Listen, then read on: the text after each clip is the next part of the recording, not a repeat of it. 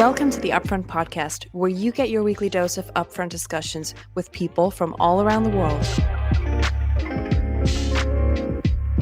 Today's guest is the inspirational Roy Freeman, who originally grew up in the UK, in Luton, just north of London. He moved to Sydney in Australia at the age of 28 and lived there for 11 years until he moved to Israel in 2012.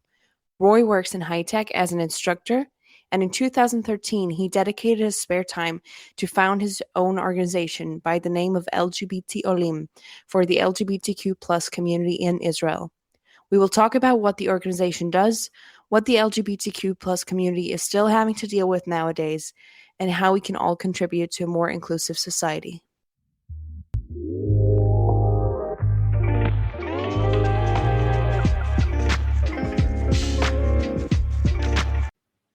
Hi, Roy. It's a pleasure to have you on today's episode. Thanks very much for having me. Yeah, my pleasure. I'm excited to hear all about your story and the LGBT Olim organization. It's nice to have an opportunity to talk about it. Thank you. So for our listeners that are not aware of what the term Olim stands for, I'll just quickly explain because this has to do with Aliyah. So I'll explain this very shortly.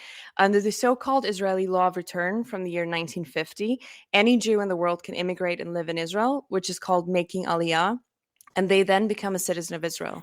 These new immigrants under the law of return are officially called Olim Chadashim, and they hold all rights and obligations of any other Israeli citizen. So Roy, from the UK, you first moved to Australia. That's got to be exciting. Why Australia? That's a good question. I moved to Australia with my ex, actually. So we've been together a couple of years by now. And when we met, I knew, or one of the first things I learned was that he was planning to, make Aliyah. He was planning to get permanent residence in Australia.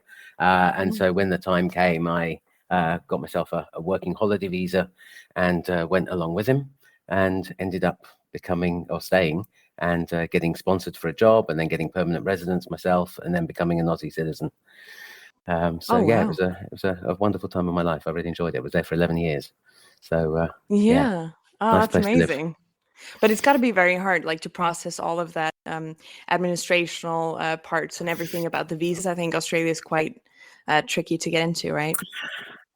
I guess it's changed over the years. Back then, because I was under 30, it wasn't too difficult to get a working holiday visa just for a year. I was lucky enough at the time to find a job that was willing to sponsor me. So that's what allowed me to stay on longer. I think they've tightened things up a lot since then. I think the visa that I had back in those days, I could become an Aussie citizen, but these days you can't. It's just you can get permanent residence and that's it. So they have tightened things up a lot over the years. Interesting. So what made you consider moving to Israel after 11 years in Australia? Yeah, that's a good question. I'd thought about making Aliyah back in 97. So when I was about, 24, something like that. And I spent a couple of weeks here staying at a cousin's place in Tel Aviv. And at the time, I realized that it wasn't for me. So I was still very much in the closet back in those days. And I kind of thought that moving to Israel would solve all the problems that I was having, but I wasn't ready to step out of the closet at that time. And so I kind of went home with my tail between my legs, as it were, and decided that I'd put those plans off for another time and found myself another job in the UK. So, that first attempt, if it was an attempt at all, didn't go so well. This time, this is going to sound like a definite pattern. So after my last relationship ended, I met an Israeli guy in Australia. And he decided that when his job came to an end in Australia, he wanted to return to Israel. And, we were into the relationship enough that I thought, okay, something that I definitely interested in doing. So, again, it was a bit of bureaucracy to get through, but yeah, that's when I made Aliyah. Oh, wow. That sounds like quite the wink of destiny, right? Yeah, possibly. I mean, it does make you wonder. Actually, we got married a few years ago. One of the most beautiful gifts I received was from an old friend, and I don't know where she got it, but it's like a picture of two stick men. It's like two cutouts, and both of them are made of maps of where we were born, and it kind of just really hit home that two people from completely different parts of the world could meet in a third part of the world and fall in love and get married. It was actually quite a touching gift. It was very sweet. So, well, congratulations on the marriage. A bit delayed, but yeah, no, thank you on very the wedding much. and everything. No. So, in 2013, so only a year after you made Aliyah, right? You established LGBT Olim. So, what made you come up with creating the idea of the organization? That's a good question. Thank you. So when I first arrived, obviously I did what every other Oled does, and I went to Ulpan to learn Hebrew, and that went fairly well. I guess I'm still not wonderfully fluent, but never mind. But I wanted to become involved in the community. You know, when I lived in Sydney, I used to run the Jewish gay and lesbian group there. And when I lived in London, I was involved in the Jewish gay and lesbian group in London as well. So I really wanted to get involved in the community here. And again, not being fluent in Ivrit at the time, I struggled. Basically, it was very hard to get a foot in the door with anyone. They weren't interested in dealing with you or even responding to emails if they weren't in Hebrew. And so a friend mentioned that there was this English speakers group. So I went along to that a few times. It was being run by a couple of students at Tel Aviv University. They were effectively, as part of their course, volunteering with the Agudah, which is Israel's LGBT rights organization, as it's called now. But after their course came to an end, it kind of the Agudah kind of lost interest, and the students obviously moved on. So management of the group kind of passed on to anyone in the group who was interested. So me and a few others got together and carried on organizing events. And then I started getting messages from people all over Israel, from kibbutzim, moshavim, and from other cities as well, looking for community. And it kind of touched me that there were people that were feeling isolated, and some of them were out, some of them weren't. And I just thought, okay, there is nothing here that brings people together unless you are fluent in Ivrit.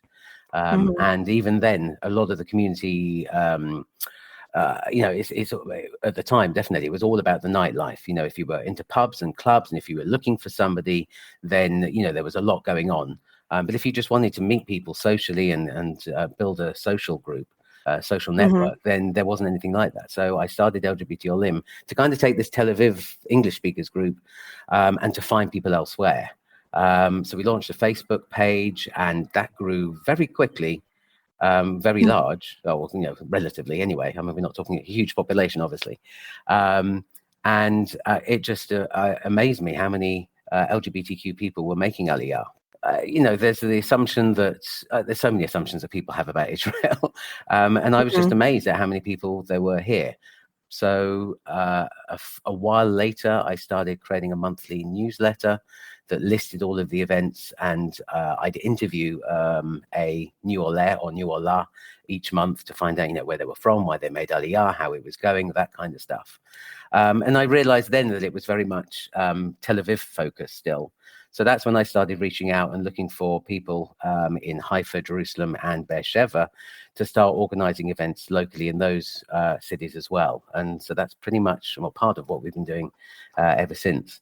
So yeah, it's been 8 years already. It's quite a long while. Yeah, good for you. Thank you very much. So yeah, that's kind of how it started. And since then, we've got the newsletter to let people know about what's going on. We've got email lists as well, because not everyone's on Facebook. That's kind of going out of favor these days. And we have WhatsApp groups because that's the more modern way of communicating with people. So we try and get out there as much as we can. I'm sure there's lots of people we haven't yet reached. But yeah, it's and so I built it so that we could build this. It started off as an online community, but it's kind of grown into a real community. The Facebook groups aren't very noisy; they're not full of chatter like a lot of Facebook groups, because the real focus is to get people coming to the events. It's all about helping people stay. Obviously people need to find work and people need to find somewhere to live, but people need a social network as well. And if you can't speak Ivrit fluently, it's very, very difficult to go along to an event and, expect people to sit there patiently while you come out with your pidgin Ivrit, if that's a thing. And so I thought it would be nice to have these events where English is the main language. And again, it's not just for native English speakers. It's for people that speak English as a second, third, fourth language, whatever. And it always amazes me how many languages some people speak. I'm incredibly jealous. So we have Olim coming to our events. We have Israelis coming to our events.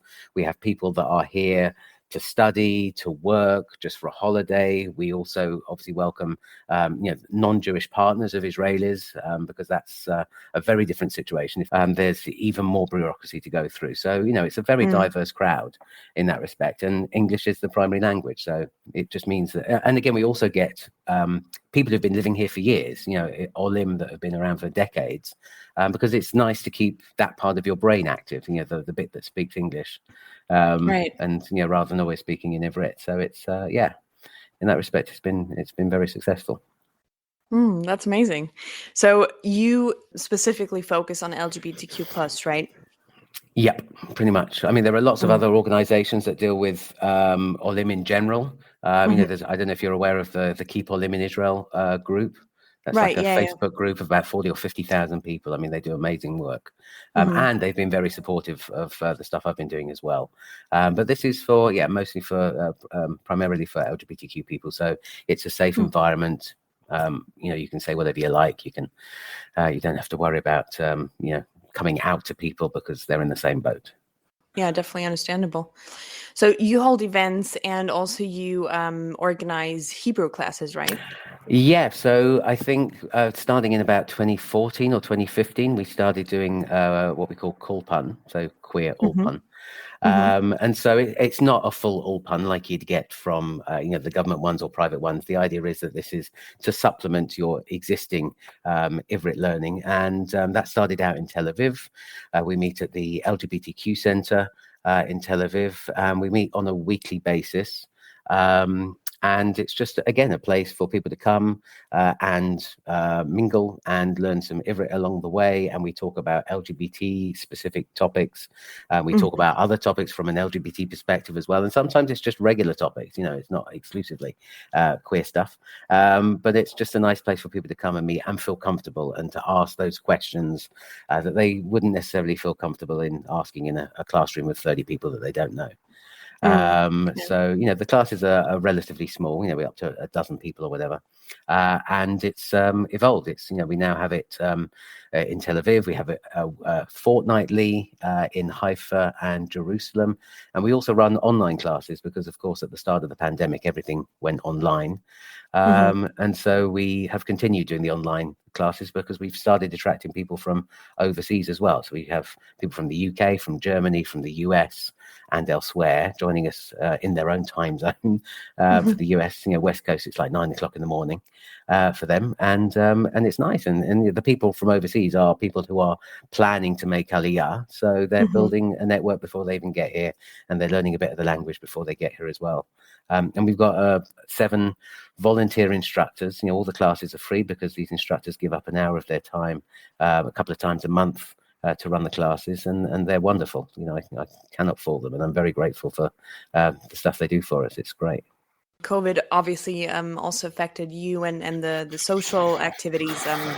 I mean, organization-wise, do you still hold events nowadays, or is that on hold for a bit? We did online events for a long time. So from like March last year, I think the last get-together we had in 2020 was the Purim party. And even that felt a little bit risky. It was already, hopefully, fingers crossed, no one will get sick. And thankfully, no one did.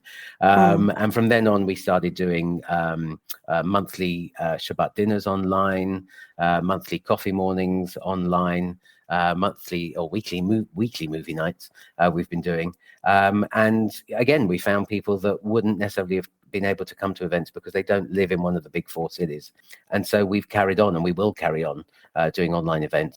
But again, we're keeping things as safe as we can. We're checking for green passes and that kind of stuff.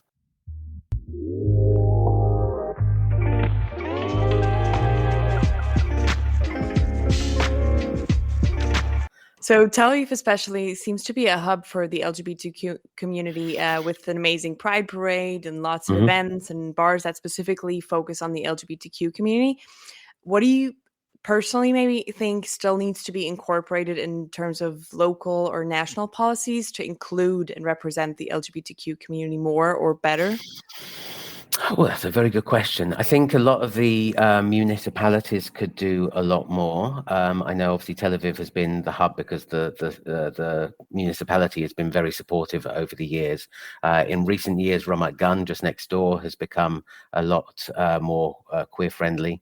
And this year, I think there were more pride marches in 2021 across Israel than ever before. So the Aguda has been, organizing with local people marches in, I think it was like more than 30 places around Israel this year.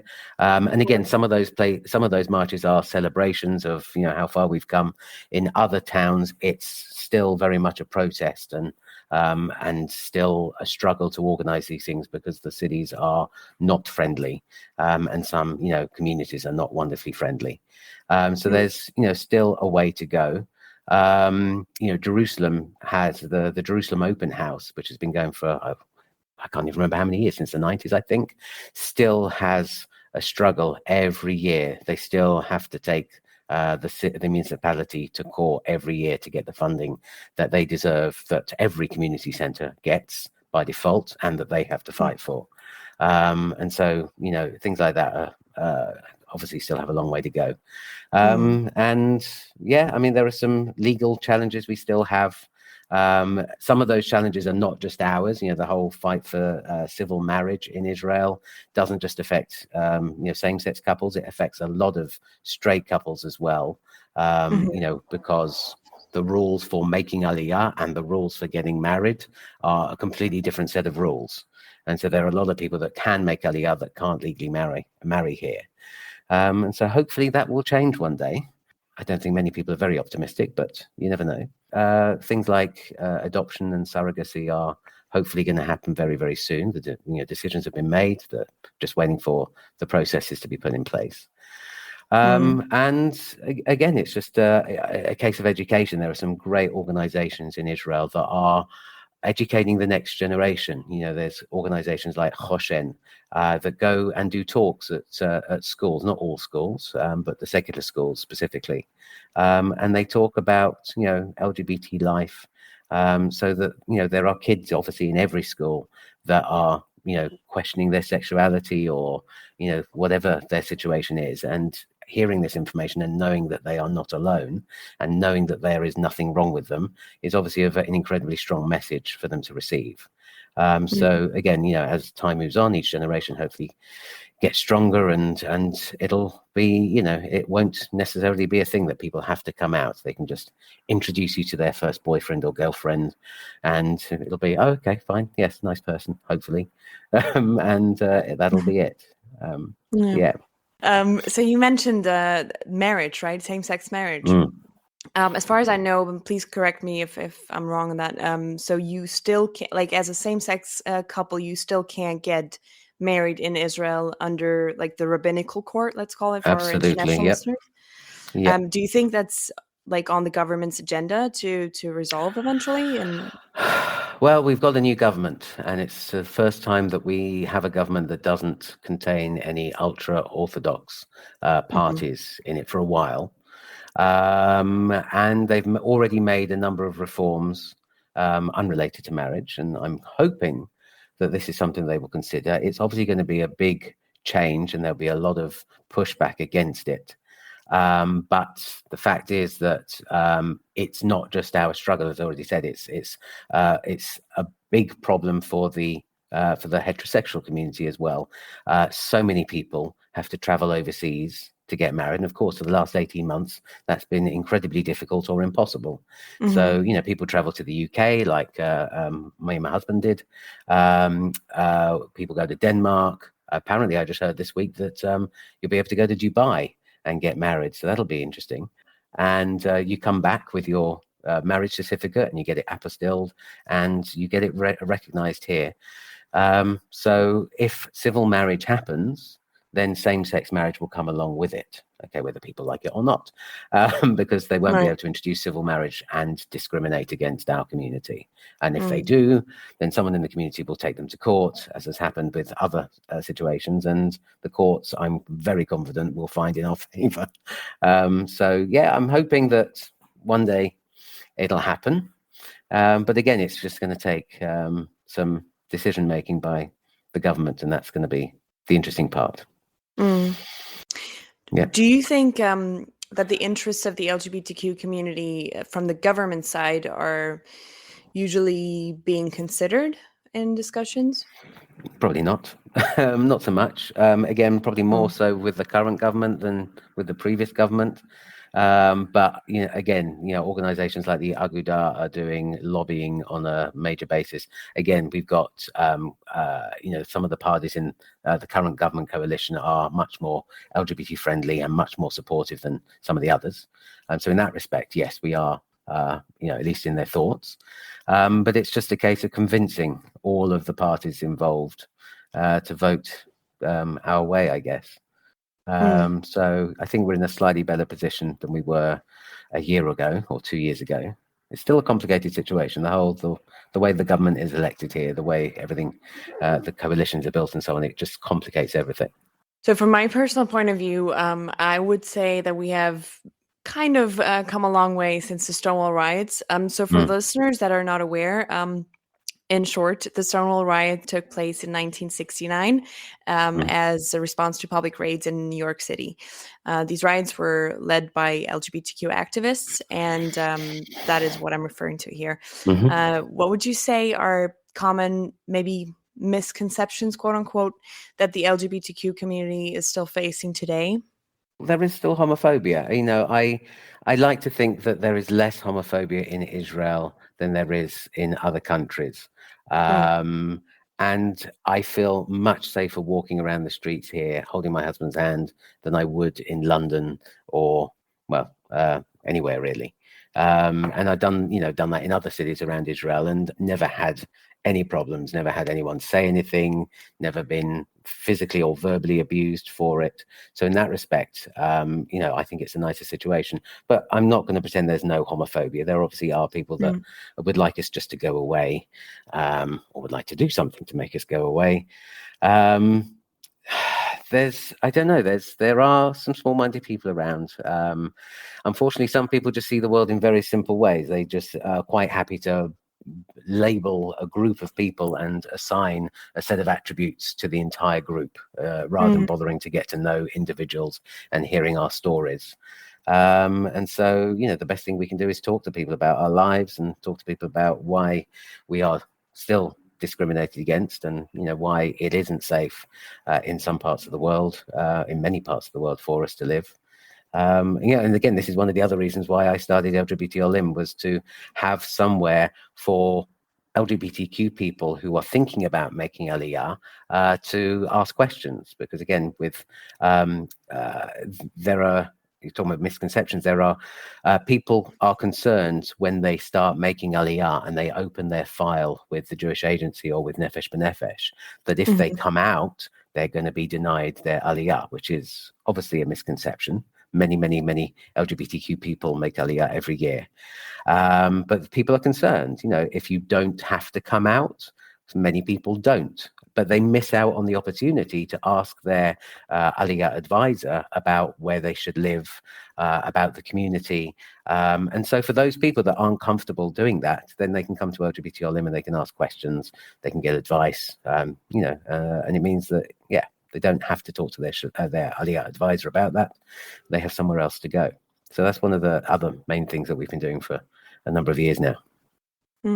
Yeah, someone reliable from within the community itself to turn to, right? Exactly, and finding out where it's safe to live, for example. But again, one thing I come across time and time again is that I find that some Israelis from within the LGBT community don't understand how much easier it is here to live an LGBTQ life than it is elsewhere. And so one thing that a bit of a bugbear of mine is that, you meet people and you tell them you're an Oleh or an Olah, and they just look at you and say, why would you make Aliyah? Why would you come here? And, I just find myself explaining over and over again that this is actually quite a nice place. It's not perfect, obviously. But from a queer perspective, it's a nice place. We have most of the rights that we want. We can live safely, and, we're not discriminated against like we are in some countries. We're not attacked in public like we are in some countries, generally. And in that respect, it's a good place to be. Yeah, it's better already, right? In comparison. Yeah.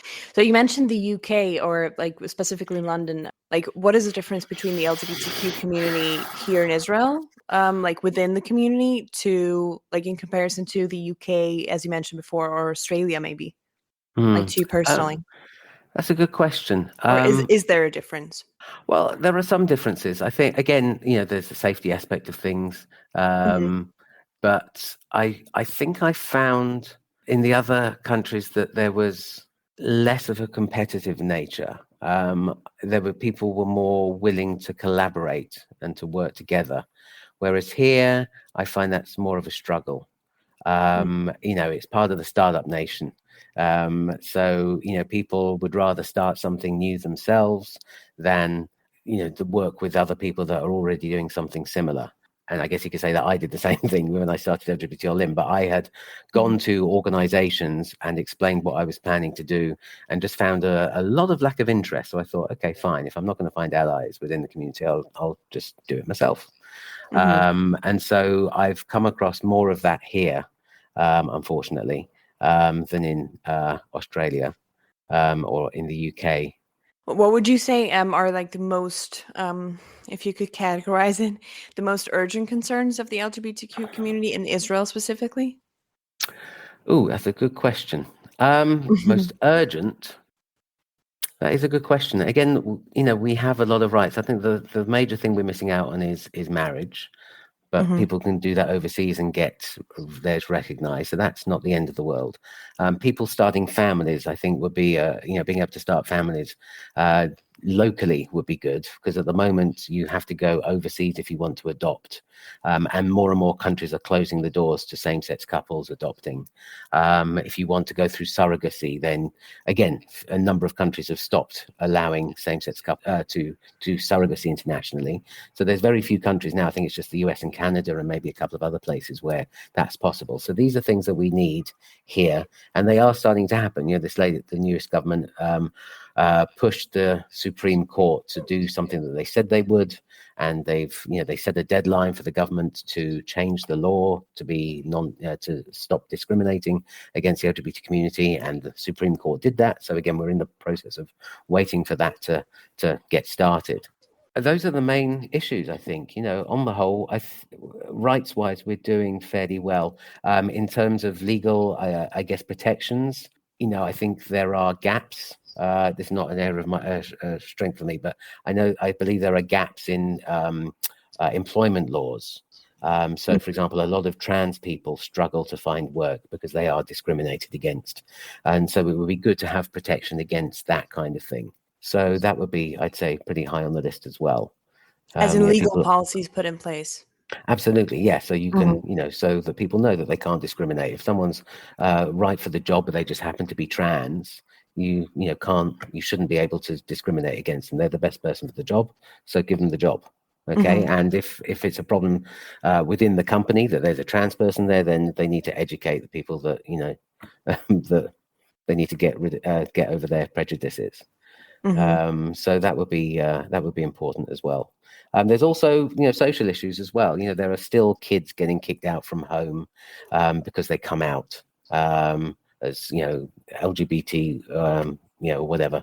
And there are community organizations that run crisis housing for teenagers that have been kicked out of home. There are organizations that help kids get through their exams, so they can get some qualifications and find jobs. Because again, if you get kicked out at the age of 14 or 15 or something like that, getting through exams is, low on your priority list when you're looking for somewhere to sleep. Right. or looking for people that would accept him. Plus, obviously, the rejection and the emotional effects that has on the teenager as well. So again, it's all about mostly about education and having parents that are more accepting of their children, no matter how they turn out, for want of a better phrase.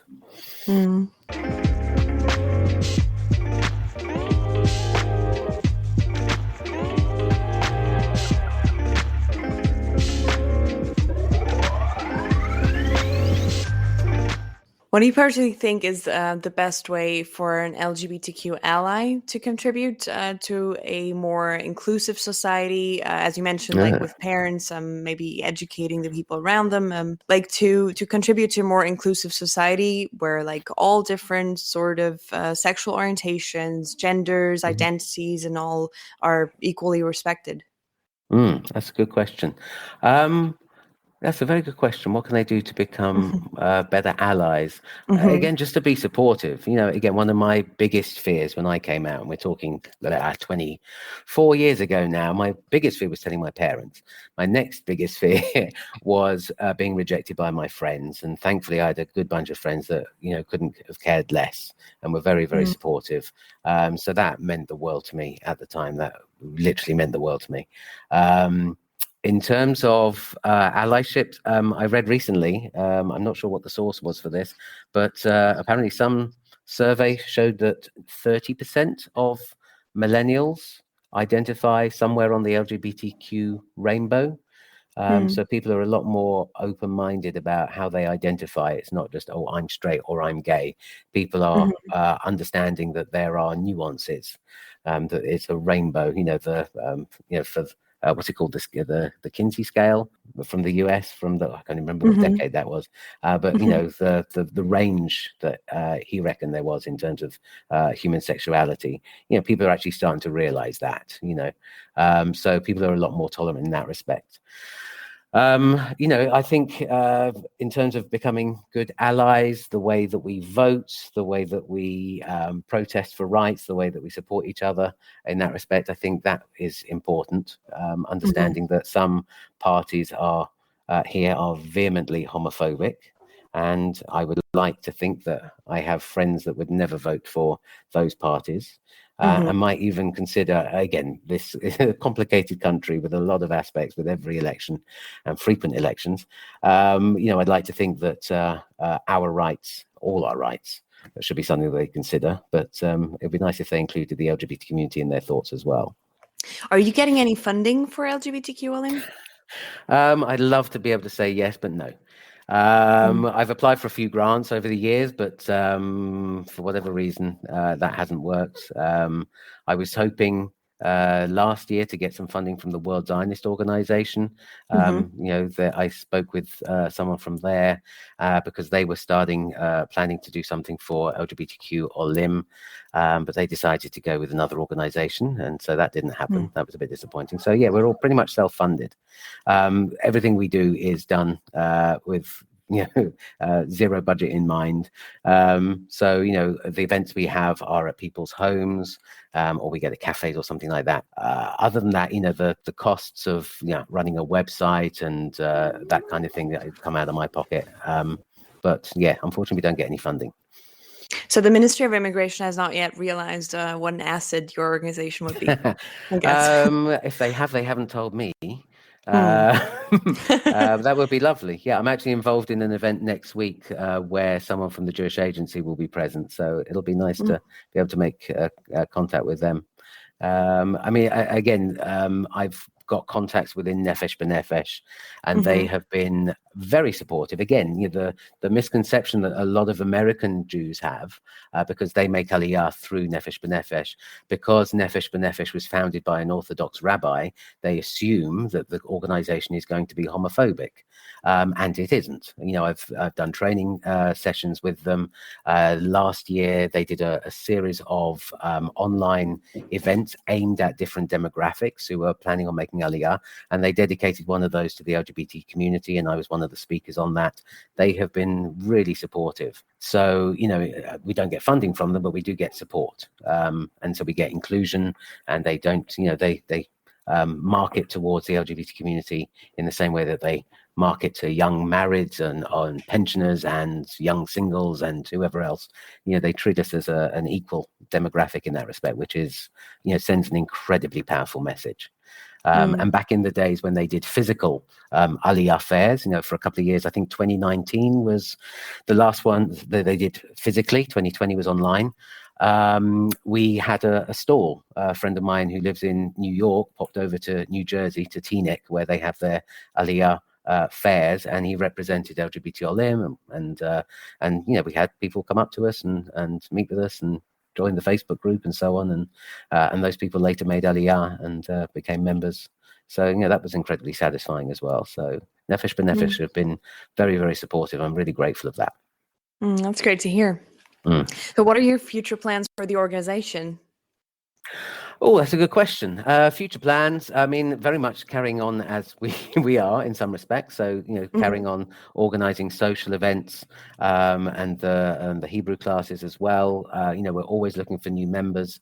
Again, we've started over the last couple of years to reach out internationally, especially since we've been doing events online. So, looking for people who are thinking about making Aliyah or planning to make Aliyah and connecting with them before they even get here. So that's a direction I'd like to push further, but again, without losing focus on the core demographic, which is obviously people have already come here. So yeah, pretty much. It sounds very unimaginative, but pretty much more of the same. More of it, I guess. One thing I would love to do, but unfortunately it's very complicated as far as I'm aware, is to become an official NGO, non-government organization. That involves a lot of finances and a legal aspect and accountants and that kind of thing. So that would be complicated, but it would be a good step to becoming recognized within the community as an official organization, because at the moment we're very much overlooked by the rest of the community organizations for whatever reason. So that would be a great thing to do, or to get more involved with another organization that is already an NGO. That might be another option. But that would be something to exactly. So to gain that legitimacy within the community, within the LGBT community, I think would be nice. So I think I found the Olim community to be much more supportive. Like I said, the Keep Olim in Israel group have been very, very welcoming to us. The guy who founded that has been very, very supportive in terms of ensuring that there's no homophobic rants on their Facebook page or group and that kind of thing. So he's been very supportive in that respect. And it'll be lovely to see that kind of support from the rest of the LGBT community here as well. Well, I honestly, personally think it's incredible what you're doing for the community and society at large. I think you're very inspirational. Now, could you please tell our listeners where they can follow you or the LGBT Olim organization on the web and on social media? Absolutely. So we have a website, lgbtolim.org. So that gives us information about the organization, but it's also very much about the community as well. So on that website, obviously we advertise our upcoming events, the English speakers groups and Kulpan, but we also have a number of interviews with, I'd say probably most of the LGBTQ organizations in Israel, information about LGBT friendly synagogues and so on. So there's a lot of useful information on the website, so lgbtolim.org. We have a Facebook page, so facebook.com/LGBTOlim. We have an Instagram feed as well, where we post photos from events and flyers for upcoming events. So you just search for LGBTOlim_pics, because someone had already taken LGBT Olympics, which is a shame. So that's that. We have email lists as well. So for people who aren't on Facebook, or for people who aren't out on Facebook, they can join our email lists instead, or as well. We have WhatsApp groups for each of the cities, for Kulpan and the English speakers groups as well. And we have a monthly newsletter that, like I said earlier, contains an interview with a new Oler or new Ola every month. And again, all of our events and other events, not just about us, other events that we hear about that would be of interest to English-speaking LGBTQ Olim. And so, yeah, we send that out at the start of each month. Oh, we have a YouTube channel as well. Oh, you do? Yeah, so that again, as well as putting the videos, we've done a number of online interviews over the years. We started doing those more heavily during the pandemic as well. So all of those videos go onto our YouTube channel as well. And I think that's all of our online stuff. Oh, that's perfect. Yeah. If our Okay. listeners would like to donate, where would they best go do that? They can email us, info@lgbtolim.org. We'd love to hear from people. That'd be great. Thank you very much. Well, thank you, Roy, so much for your amazing insights and your story and for what you're doing. Thank you very much for the opportunity to talk about it. I really appreciate it. Thanks for listening to this week's episode of the Upfront Podcast. We will be back next week.